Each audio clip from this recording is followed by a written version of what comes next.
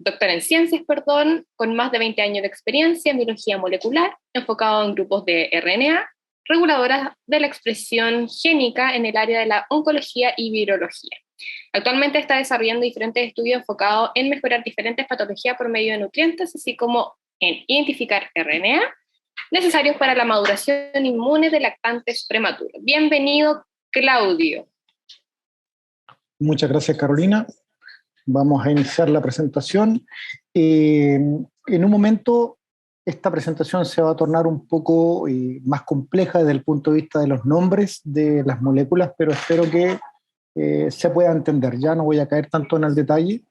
Tal cual dijo Carolina, nosotros en la universidad estamos realizando estudios con respecto a la leche materna, tanto en microbiota como en unas moléculas reguladoras, y les voy a presentar, más que los resultados de la investigación, los antecedentes que permiten entender lo complejo que es este mágico contenido como es la leche materna, y por eso el título, Plasticidad de la leche materna.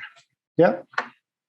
En términos generales, lo que ocurre es que la leche materna es un fluido muy dinámico, tiene una composición que varía enormemente, y de hecho nos hemos dado cuenta con los resultados que hemos obtenido que, tal cual está publicado, los componentes asociados con la leche materna, tanto proteico, graso, incluso de unos marcadores moleculares, van variando enormemente en una misma madre, considerando las horas de la mañana, y aparentemente esto se relaciona con, obviamente, las necesidades que el lactante va a tener de maduración, de generación de inducción del sueño y otros procesos que son bastante obvios que deben ocurrir durante el proceso de crecimiento de ese lactante.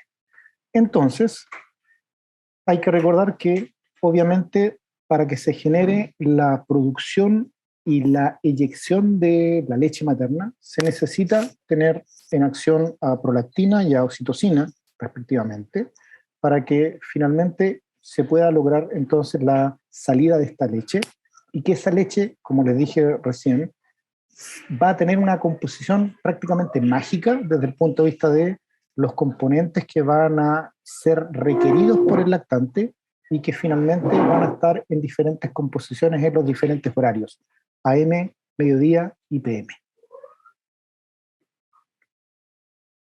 Desde el punto de vista de lo que ya se conoce, en la nutrición se ha definido por mucho tiempo las ventajas que la lactancia materna presenta para la madre. Obviamente es un alimento propio y directo, se evitan las hemorragias postparto, la figura se estiliza, se queman calorías, se genera un distanciamiento entre los embarazos, previene el cáncer de mama y también es un factor que refuerza todos los componentes afectivos. Y después vamos a ver, de una u otra manera, tratar de explicar esta sintonía afectiva, que para muchas personas este contacto o este apego, que se ha definido por mucho tiempo, corresponde a un hecho netamente emocional, pero más que emocional es un hecho netamente biológico, y nos vamos a dar cuenta con la información que les voy a entregar, la cantidad de moléculas y de componentes que la madre durante el proceso de lactancia le está entregando a su hijo lactante. ¿Ya? Desde el punto de vista de la ganancia de las ventajas que tiene el lactante, obviamente es un alimento que está hecho por y para su propia especie. Evita la desnutrición, previene infecciones, evita alergias, evita la muerte súbita, facilita el crecimiento, el desarrollo, facilita el desarrollo del sistema motor, del sistema inmune, y en términos sencillos, durante esa lactancia, lo que está ocurriendo es que nuestra madre, que ya nos cobijó por 30 o 40 semanas en su vientre, y en donde logramos desarrollar gran parte de nuestros procesos de maduración, con el proceso de lactancia terminamos por concluir en una manera bastante eficiente la maduración de todos los componentes, y para eso esa leche necesita no solo entregarnos nutrientes, micro y macronutrientes, sino también componentes activos, bacterias, células y unas moléculas reguladoras que vamos a ir conversando de manera bastante sencilla. Bueno, las etapas en las cuales esta leche está siendo constituida o generada son básicamente tres. Tenemos la primera etapa, el inicio, que es el calostro. En el último trimestre del embarazo es un fluido que tiene una alta concentración de componentes inmunológicos, como lactoferrina, inmunoglobulinas, y básicamente es producido en términos generales por los primeros 3 días después del nacimiento, y es suficiente como para satisfacer todos los requerimientos nutricionales y inmunológicos que este recién nacido tiene. Después aparece esta leche de transición entre el cuarto y quinto día post nacimiento. Es una leche que es bastante dispar respecto a los contenidos, es la leche que más varía y que se va a ir acomodando de manera bastante certera a las necesidades nutricionales y fisiológicas que el lactante tenga, y va a estar más o menos hasta el 15º día posparto.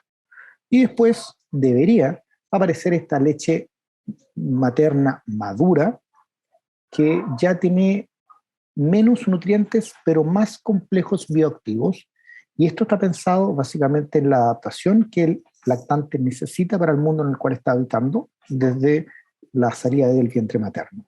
Obviamente, esta composición se va a adaptar, pero no es tan plástica como la de la leche intermedia. Simplemente se va a enfocar en las necesidades que este lactante va a tener, y debería ser el único alimento, al menos durante los primeros 6 meses de este recién nacido. Entonces, veamos qué componentes o qué elementos tiene esta leche. Básicamente, tiene un casi 90% de agua, casi un 4% que es grasa, 1% de proteínas y un cercano al 7% de lactosa. Si comparamos obviamente el calostro versus la leche madura, vemos que los componentes son bastante distintos, pero lo importante es básicamente la información respecto de que cuando uno compara los contenidos de nutrientes y los contenidos de componentes bioactivos entre leches de lactantes prematuros o de término, uno observa que hay una clara diferencia, como está escrito ahí en la imagen, que básicamente hay una mayor cantidad de proteínas, de grasas y de lípidos cuando estamos comparando la leche que está bebiendo un niño lactante prematuro versus un lactante de término. Además de estos componentes, todos los otros componentes bioactivos generan una gran cantidad de diferencia al comparar prematuros versus lactantes de término, y eso lleva básicamente a querer mirar de una forma distinta cuáles son estos componentes bioactivos que no necesariamente son los clásicos analizados en la nutrición, como por ejemplo, acá les muestro comparaciones entre lactantes de término, leche de lactantes de término y prematuros, y en términos de grasa, de proteínas, de lactosa y energía, no existen grandes diferencias, ¿ya? Por lo tanto, hay algunos estudios que demuestran que sí hay diferencia y otros no tanto. Hay diversos metaanálisis que han demostrado que esta diferencia no es tan real y que por lo tanto uno debe comenzar a mirar con una manera un poco más crítica lo que ocurre con respecto a estos componentes bioactivos. Dentro de los componentes bioactivos, ustedes ven ahí en la lista, hay básicamente 4 grandes familias. Estamos pensando en sistema inmune, por ejemplo, y en crecimiento. Tenemos inmunoglobulinas, los anticuerpos, tenemos hormonas como la calcitonina, leptina, grelina, sumamente importantes en lo que corresponde al circuito de la saciedad, el desarrollo finalmente de procesos de obesidad, las citoquinas y diversos factores de crecimiento, que son estos componentes que la madre nos está entregando. Ya lo hizo durante la gestación, pero ahora durante la lactancia está presentando entonces un delivery, una entrega de estos componentes de una manera muy eficiente. Obviamente, estos componentes no pueden estar libremente disponibles en la leche, deben estar cubiertos con una estructura, porque si no, cuando pasen estos por el sistema gastrointestinal del lactante, básicamente se corre el riesgo de procesamiento, degradación y de finalmente perder el efecto biológico.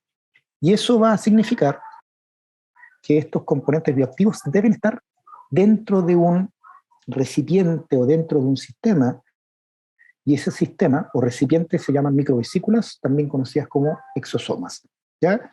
Y aquí empezamos a hablar algunos temas de una manera un poco más molecular, pero espero que no sea complejo. Los exosomas son simplemente vesículas muy pequeñas, de un tamaño muy cercano a los 100 nanómetros, y que si uno pudiera compararlas para entender el tamaño en términos generales, serían casi del porte de una partícula viral. Es así de pequeña. Son vesículas que se han estudiado en los últimos 5 a 10 años y que no solo se han visto desde el punto de vista de la lactancia, sino que de hecho se usan como reservorio para el diagnóstico de diferentes patologías, infecciones, enfermedades varias, y es la forma en la cual nuestras células se comunican con el vecindario, y es la forma en la cual también el sistema endocrino está siendo capaz de mandar cosas. ¿Ya? Todo lo que tenga que pasar básicamente de una célula a otra en un sistema vivo, formal o en un laboratorio, incluso in vitro, muchos de estos componentes no pueden ser enviados de forma directa porque son degradados o no son capaces de penetrar a la membrana plasmática.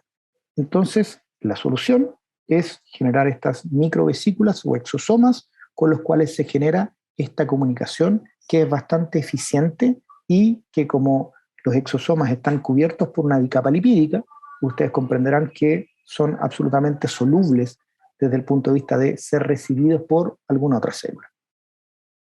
Entonces, ¿qué componentes tiene la leche materna? Esto también se ha visto en estudios en animales. Existen componentes bacterianos, existe una cantidad de microbiota, probióticos propios de la leche materna, que ya se han publicado que existen diferencias en los componentes de las poblaciones, diferencias tanto en una madre como en diferentes grupos de personas que tienen una alimentación, estudios que han analizado datos geográficos y se ha visto que hay estas grandes diferencias, y lo mismo ocurre cuando uno compara prematuros de lactantes de término. Existen también células que están presentes en esa leche materna, y esas células son de dos tipos: las células derivadas de la mama y las células sanguíneas propias de la madre.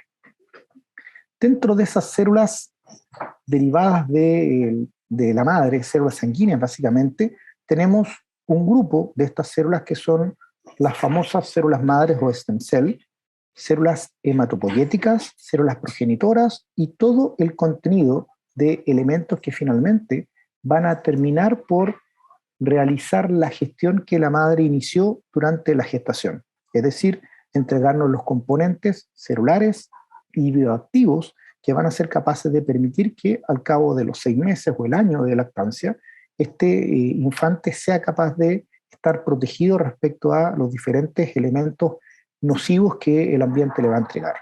Y esas células hematopoyéticas básicamente van a estar de manera concreta pensadas en dos grandes cosas. Una es, junto con las otras stem cell, una es la maduración, terminar el proceso de maduración del sistema inmune y generar la gran activación de la respuesta a nivel del sistema nervioso central.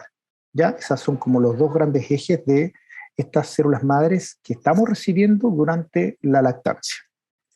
Dentro de las bacterias que forman parte de esta leche materna, básicamente Bifidobacteria y Lactobacillus han sido estudiados de manera bastante concreta, y en ellos se ha observado que existen diferencias, como se los mencioné hace un rato, considerando el estado nutricional de las madres, considerando su ubicación geográfica, si están en una zona rural o urbana, etc. Por lo tanto, es un contenido que, al igual que los nutrientes, van a ser modificados, y esa modificación, podemos ahí después generar una discusión respecto a eso, pueden estar asociados con los factores propios de la madre y las necesidades que tenga este lactante.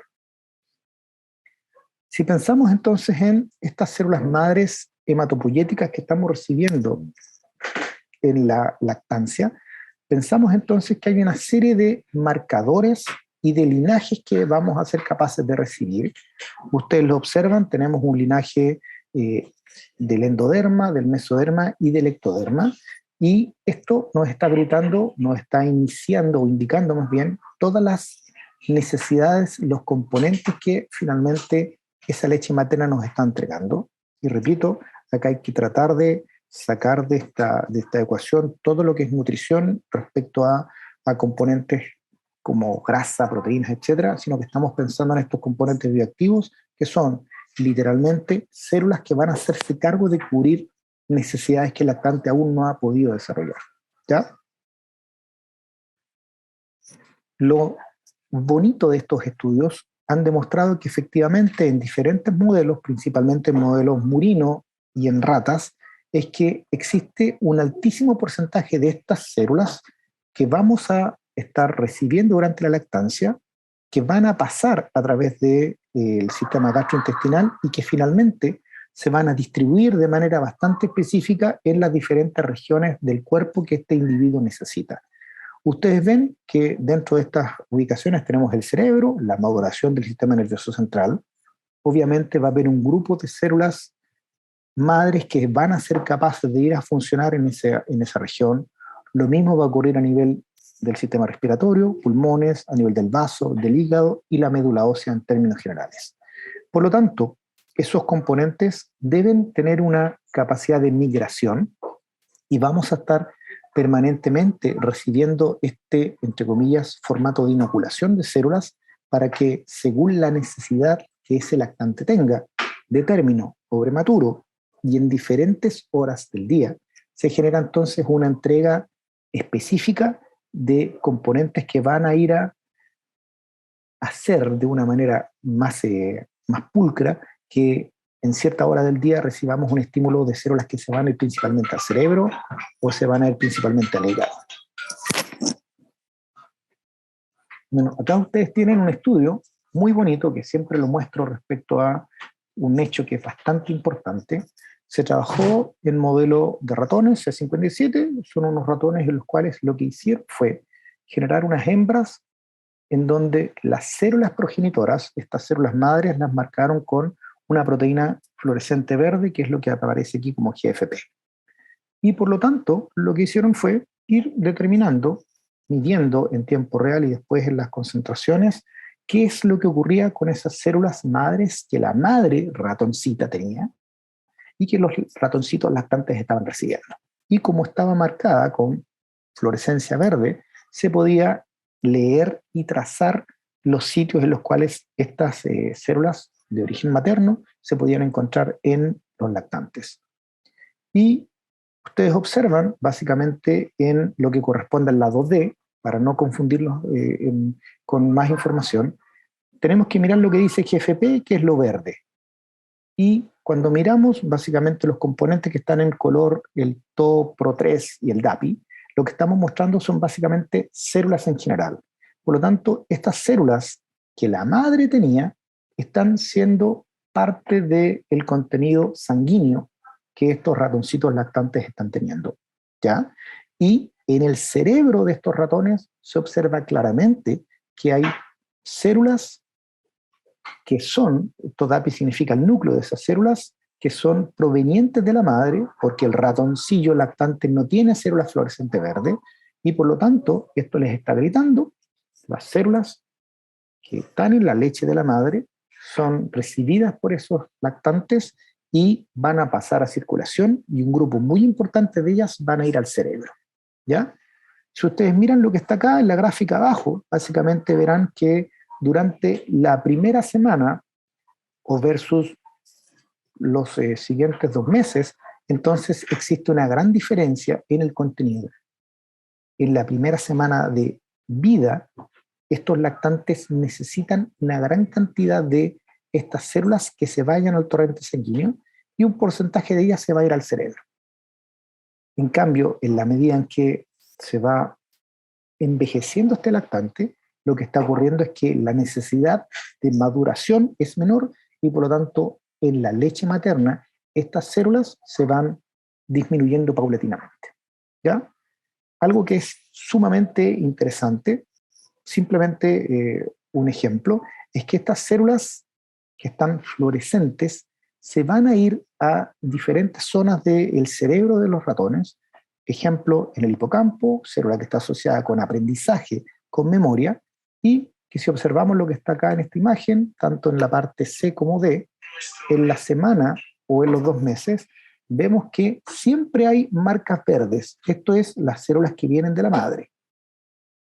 Y esta marca que está en un color café o un poco dorado corresponde a células de la glía, y esta otra marca a células neuronales.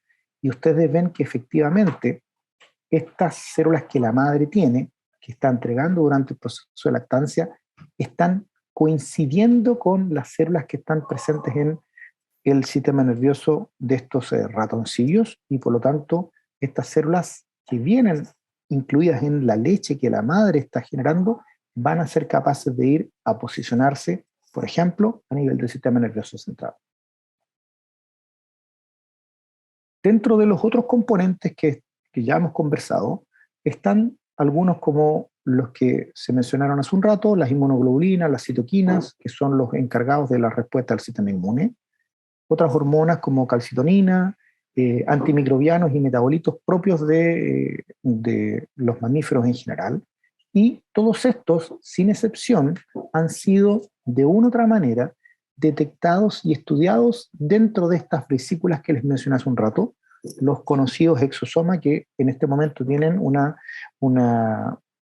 un empleo, una utilización bastante grande desde todo el punto de vista molecular, en biología celular, y se ha incluso entendido cómo algunos virus son capaces de usar exosomas para infectar, entre comillas, a células a las cuales no pueden llegar, ¿ya? Y ustedes ven que tanto a derecha e izquierda de estos exosomas tienen prácticamente la vida completa desde el punto de vista de la regulación. Todo lo que está asociado con algún proceso de regulación celular, procesos moleculares o biológicos, todos sin excepción están de alguna forma incluidos o relacionados con algún exosoma. La plasticidad del exosoma es tan fantástica que dentro de ella caben RNAs, ácidos nucleicos, proteínas, aminoácidos transportadores, fármacos. Si uno pudiera generar un exosoma in vitro, podría yo, al igual que un liposoma, ponerle dentro de él todos los componentes que yo quiera, pensando en que deben tener una característica de carga y de tamaño, ¿ya? Por lo tanto, estos componentes ya se han aislado desde diferentes muestras biológicas, desde sangre, desde saliva y obviamente desde leche. Ustedes ven acá ese perfil de expresión que se observa acá, que les grita que tienen un tamaño promedio de 100 nanómetros, y como les dije, es un tamaño que uno podría asociar rápidamente al porte que tiene una partícula de un virus determinado, ¿ya? Ya que estamos en una época de COVID-19, si ustedes imaginan algo muy pequeñito, como un virus que no podemos ver a simple vista, solo con microscopía electrónica, ocurre lo mismo con respecto a los exosomas. ¿Qué ocurre? ¿Qué sabemos? ¿Qué cosas pasan en ese exosoma? Además de componentes como proteínas, como DNA y como RNA, en esos exosomas se han descrito una gran cantidad de moléculas reguladoras de la expresión, ¿ya? Y aquí no quiero caer en detalles moleculares, simplemente recuerden que para que nosotros tengamos una función biológica, de una u otra manera necesitamos que existan proteínas que desarrollen esa función biológica. Proteínas que nos hagan tener los ojos de un color, que nos hagan tener la piel de un color, que nos hagan permitir la absorción de nutrientes, que nos hagan generar energía, ATP, metabolismo, etc. Siempre pensamos en ese producto final que es la proteína funcional. Entonces, cuando estamos en esa condición, debemos pensar que cuando uno quiere hacer una regulación de la expresión de un gen, no puede demorarse tanto tiempo en lo clásico, y deben haber intervenciones que permitan cortar el paso entre medio, ¿ya? Y ese paso entre medio se corta básicamente con estas moléculas que se llaman microRNAs y que son RNAs súper chiquititos. Nuestro genoma, para que se hagan una idea, está formado por billones de letras, AGCT, las que están acá. Un microRNA tiene más o menos 22 o 23 letras. Nuestro genoma tiene 3.2 billones de letras, ¿ya? Por lo tanto, es extremadamente pequeño, pero esa plasticidad, esa cosa casi mágica de estos microRNAs, hacen que sean capaces de evitar que se genere la síntesis de una proteína de manera muy eficiente, muy efectiva. Y hace años existe una base de datos de estos microRNAs, se han estudiado en diferentes patologías como el cáncer, en desarrollo, en morfogénesis, embriología, etc. ¿Ya? Son moléculas que tienen una función muy particular y esa es regular la expresión génica. Y aquí tienen ustedes en la imagen básicamente 3 sets de estos microRNAs que se han descrito ya en exosomas en leche materna y que tienen básicamente características en común. Este grupo regulan la función de la leptina, este otro grupo regula la función de la adiponectina y este otro grupo está relacionado con la mantención adecuada del índice de masa corporal. Por lo tanto, hay ya una gran cantidad de literatura al respecto. Hay muchos estudios incluso realizados en bovinos en donde se han hecho análisis y se han demostrado la gran cantidad de estos microRNAs que existen. Obviamente, como ya hay una base de datos, yo puedo buscar los componentes parecidos de estos reguladores en diferentes mamíferos y de esa manera puedo entonces llegar a tener una ruta metabólica o de regulación asociada. ¿Ya? Entonces, ¿cuál es la gran importancia de estos microRNAs y de los exosomas en la leche materna?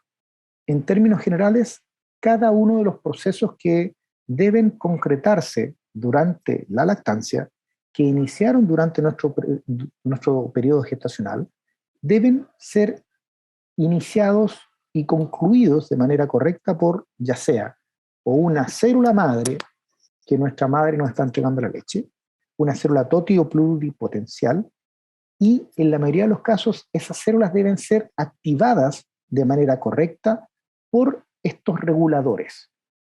Recuerden que una célula madre por sí sola no funciona absolutamente de nada si es que no encuentra en su entorno la información para diferenciarse y transformarse en una célula especializada. Por lo tanto, si estamos recibiendo una gran cantidad de células totipotenciales, pero no les entregamos la información que les diga: usted debe transformarse en una célula del vaso, usted debe transformarse en un hepatocito, usted debe transformarse en un linfocito T. Entonces, ese delivery, esa entrega no nos sirve de nada.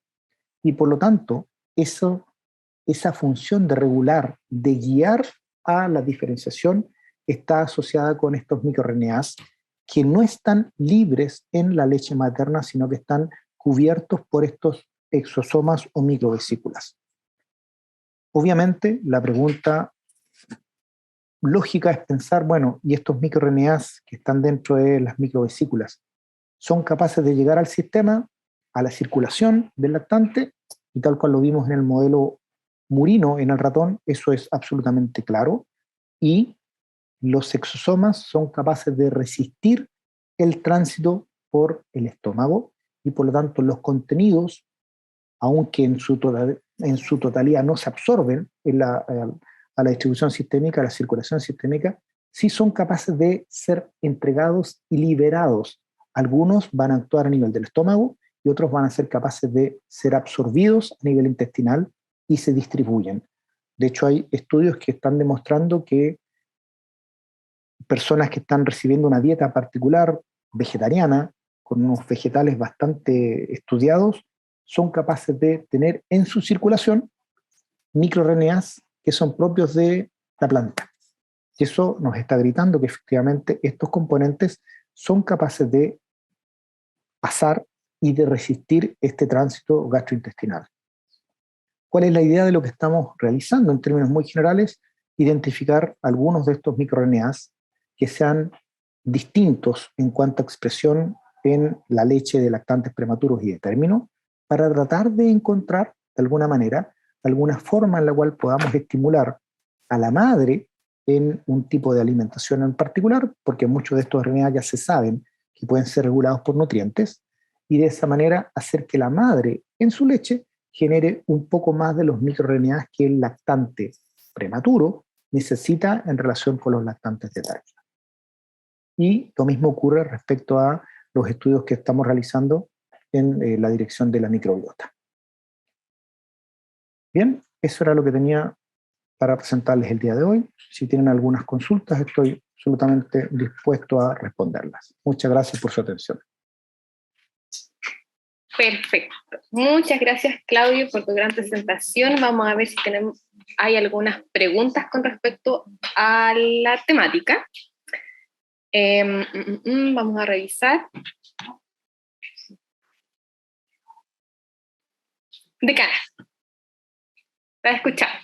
Muchas gracias, Carolina. Muchas gracias, doctor Villota. Está en silencio, creo. ¿Ahora sí? ¿Sí? ¿Me escuchan? Ahora sí, ya.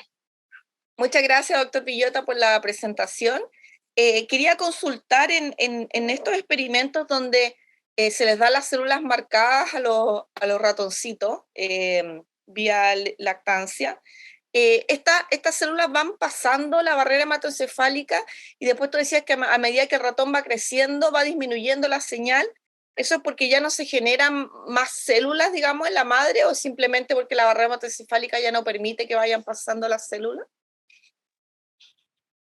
Es una excelente pregunta, porque una de las opciones es que efectivamente la barrera hematoencefálica esté madurando y finalmente se cierra, pero lo que los autores plantean es básicamente que lo que está ocurriendo es que la producción y la liberación de esas células se va paulatinamente reduciendo durante el proceso de maduración. Perfecto, muchas gracias, doctor. ¿Sí? Ya, aquí tenemos una consulta con respecto al TNAO. ¿A qué se refiere, Oscar? Si lo puede escribir, por favor.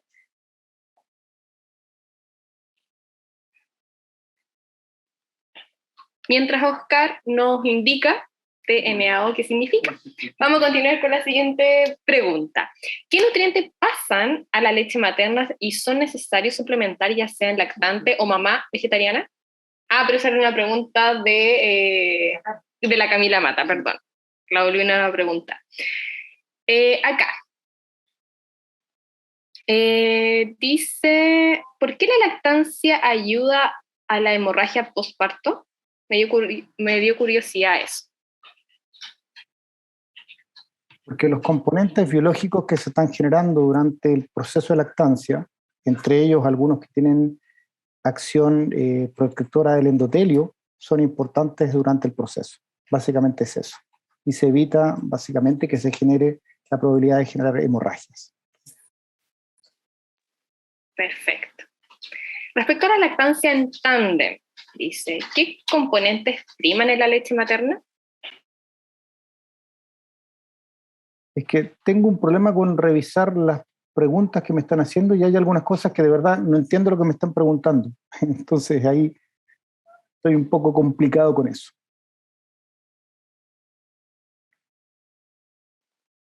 Entonces les pedimos, por favor, si pueden aclarar algunos términos para que sea más fácil ahí al doctor Villota que pueda responder sus consultas, por favor, para poder responder y aclarar las dudas.